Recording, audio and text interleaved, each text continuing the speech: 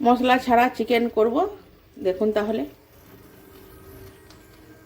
আমি দেখুন আজকে চিকেন নিয়ে নিয়েছি, একদম বোনলেস চিকেন, একদম টুকরো টুকরো করে কেটে নিয়ে এসেছে।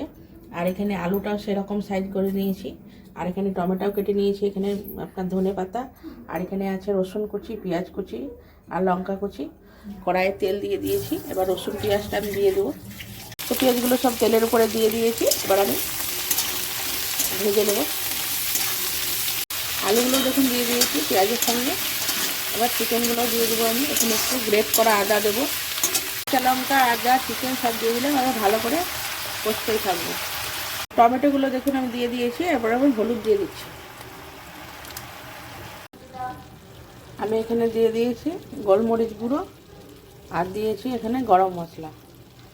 আর কিন্তু কিচ্ছু মশলা দিইনি, কোনো রকম মানে কোনো ধনে জিরে কিচ্ছু মশলা দিইনি। এইটা দিয়েই আমি গ্যাসটা কমিয়ে কমিয়ে ঢাকা দিয়ে দিয়ে রান্নাটা করব।